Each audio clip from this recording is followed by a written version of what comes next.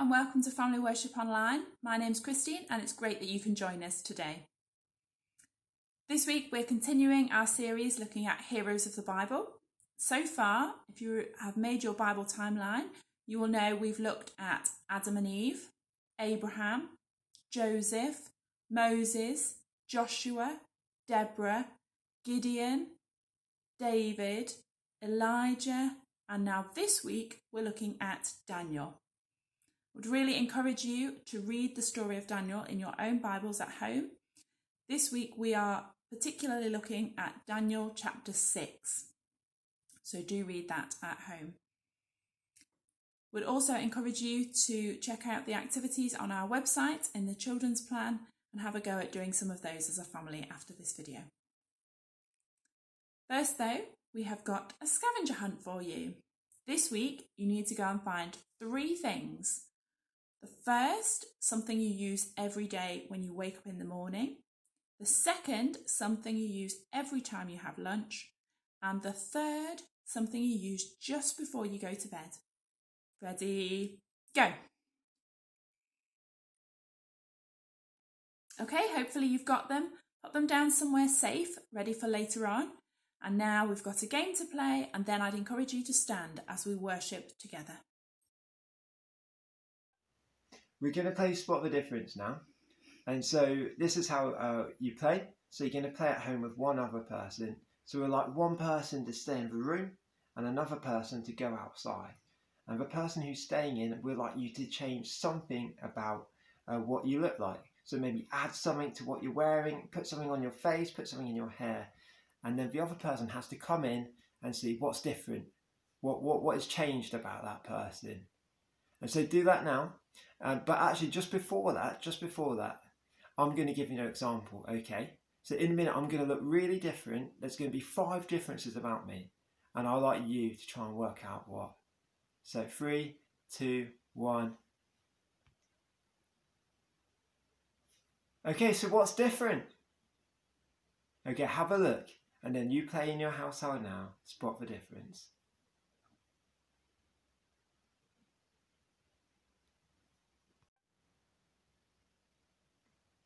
Okay, did you see any differences then? Surely not.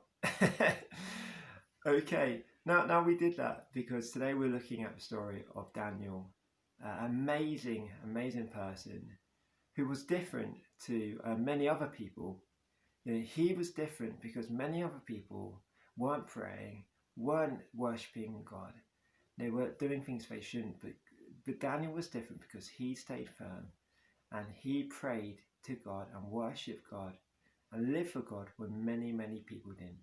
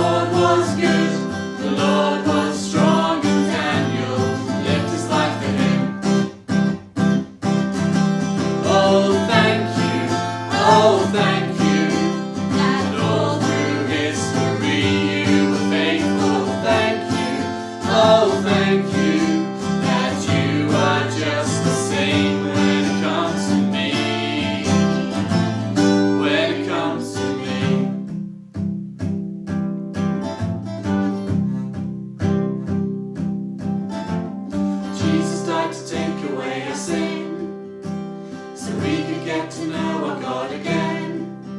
The Lord is good, the Lord is strong, and we will live our lives with Him. Oh, thank you, and all through history you were faithful. Thank you, oh, thank you, that you are just the same when it comes to me. When it comes to me, when it comes to me.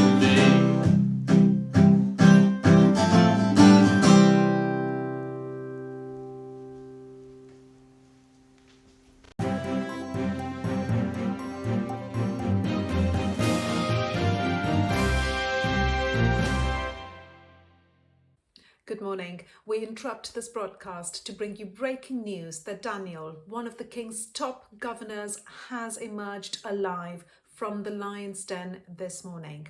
Here's the background to this story. Just a few days ago, some people who were jealous of Daniel persuaded King Darius to create a new law that everyone should worship King Darius as God or be thrown into a den of lions as punishment. However, Daniel, the king's best governor, continued to pray to his own God and not to King Darius. So rather reluctantly, the king had to throw Daniel into the lion's den. The fact that Daniel has now emerged alive without a scratch on his body is incredible. Let's talk to the keeper of the lions now. Good morning, lion keeper. Questions will be asked about whether you've done your job properly. Perhaps your lions have just eaten a big meal, or maybe they're old and toothless. What do you have to say to this? I always keep my lions hungry and angry. You could say they were very hangry. I also sharpen their teeth and claws. It's a miracle that Daniel got out alive without a single scratch on his body. I'm going to have to stop you there because we've got a palace correspondent on the line. So we know that the king has a soft spot for Daniel. How did he feel when he knew that he was tricked into making this new law by his advisors? Let me correct you there. The king didn't make any mistakes and never gets tricked. That's totally fake news. We're still waiting an official statement from the palace, but we do know from private messages between the king and one of his advisors that King Darius couldn't eat or sleep well last night. And those messages have been shared with us, and we can see some of that communication now between the king and his advisor on the screen. Well, while we wait on that official statement, we do have the man of the moment, Daniel, on the line. Daniel, congratulations on making it out of the lion's den. And you're quite the golden boy of the Babylonian government. And you can now add lion taming to your list of skills. Tell us, how did you manage to stop the man-eating lions from gobbling you up? All the glory goes to my God. He sent an angel to shut the mouths of the lions, so I was safe. Well, before we even get to the existence of angels, can you prove there were any lions at all in the lion's den? Some people have their doubts. Actually, I can prove it. Now that I'm back on Wi-Fi, I've posted some photos of me inside the lion's den with the lions. I was a bit scared to start with, but in the end, I had a lot of fun.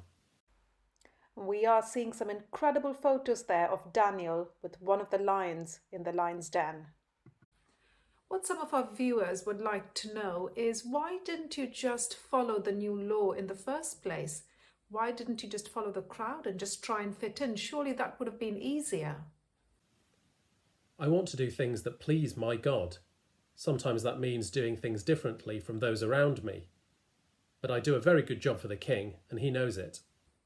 We're going to have to cut you short there for a moment, Daniel, as that official statement from King Darius has just been released. Over to our palace correspondent.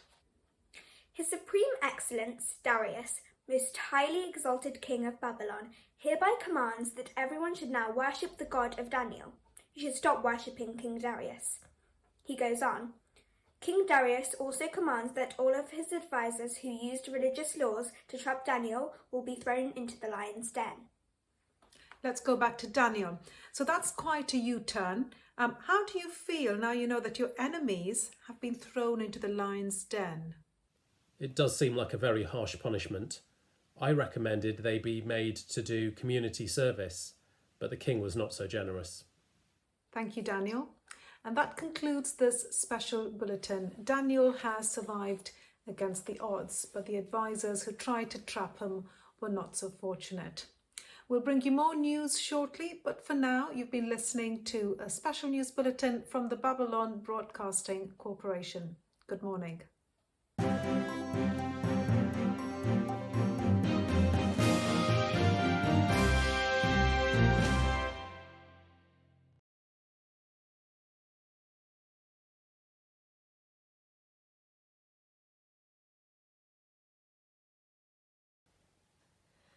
Well, I've got a question for you. Are you the kind of person that usually does as you're told? Daniel didn't do as he was told, did he? Daniel was told to worship the king, but Daniel knew that what God said was more important and more right than what the king said. So Daniel knew that it was the right thing not to worship the king and to carry on praying to God. Except that it didn't actually turn out so well for Daniel, did it? He got thrown into a den of lions. But even in the den of lions, God was with him and kept him safe. Now I imagine that no matter how much you don't do as you're told at home, your parents are probably not going to throw you into a lion's den. But worshipping God is the most important thing. I wonder if you can chat with the people that you're with about some suggestions or examples that you might have of things where we need to remember to do what God says and not what people in the world say. And that doesn't mean not doing the things that you're told to do that are the right thing to do. It means thinking of examples where the world might want us to behave in a particular way that we know isn't right by God. For example, if there is somebody at school who nobody really likes, maybe they're not a very nice person, and people are kind of a bit mean to them or leave them out, we might find it easy to go along with that, especially if they're a difficult person to get on with. But God loves everybody, and God wants us to show his love to everyone. So we would know that the right thing to do would not to be mean to that person like everybody else is being, but to find out a way to show them kindness and love.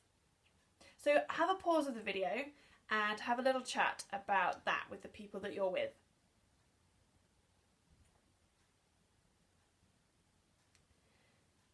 We need to remind ourselves and remember that God is with us all the time, just as he was with Daniel and just as he's been with all of the people that we've learnt about so far in this series.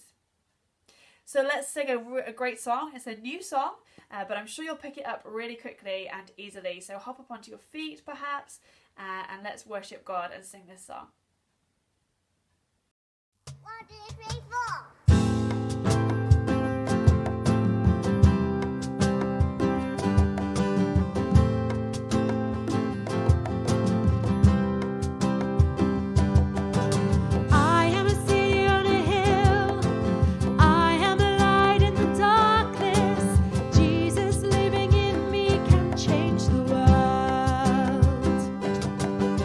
I am a city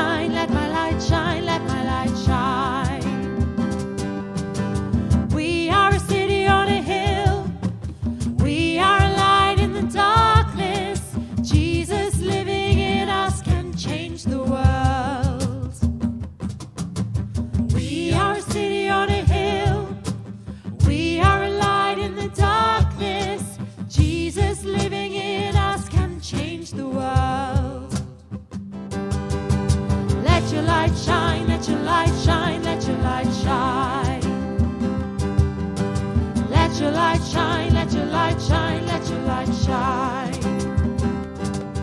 If God is for us, who can stand against us? Let your light shine, let your light shine, let your light shine. If God is for us, who can stand against us? Let your light shine, let your light shine, let your light shine.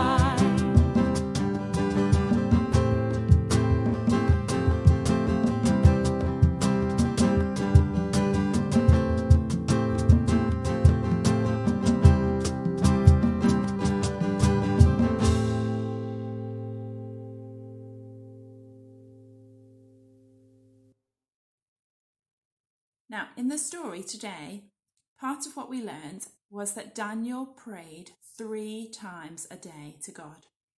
3 times a day, he offered up thanks and praise to God.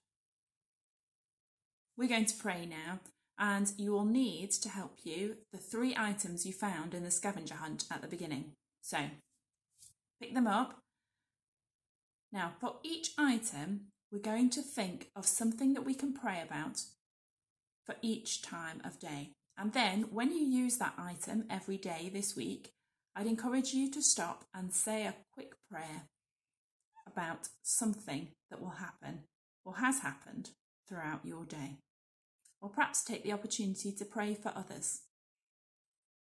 For example, when you're brushing your teeth in the morning, if you chose a toothbrush as one of your items, you might like to pray for the day ahead. Ask God to give you wisdom in the conversations that you have, to help you in the struggles. Perhaps at lunchtime, if you've chosen a fork or a plate maybe you could pray for those who don't have as much as you do. Perhaps pray for those who will go hungry this lunchtime. And then again in the evening, think of something to pray about then that relates to the item that you've chosen for the evening. So pause the video now, have a chat to the people that you're with, and think about what you could pray about as you use those items every day this week.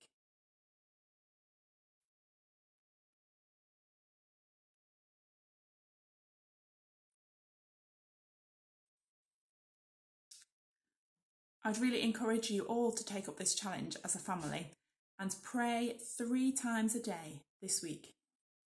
And perhaps keep a note as well of the ways that you see God answer your prayers. And then next weekend, you can look back and see the amazing things that God has done over this last week. We're going to take some time to pray together now, just before we close our time of worshipping together. So keep your hands empty and let's offer them forward as we worship God together. And then at the end, we'll finish with our big Amen. Dear God, thank you for this time we've had to worship you together. Thank you for the example of Daniel. Thank you for his courage and bravery. Thank you that he continued to stand up for you, even in really difficult times. Help us to remember this week to put you first and to stand up for you, even in difficult times. Amen. Thank you for joining us for family worship today. We really hope you've enjoyed worshipping with us, and we would encourage you to make the next part of your Bible timeline. Otherwise, we hope you have a lovely week and we'll see you soon.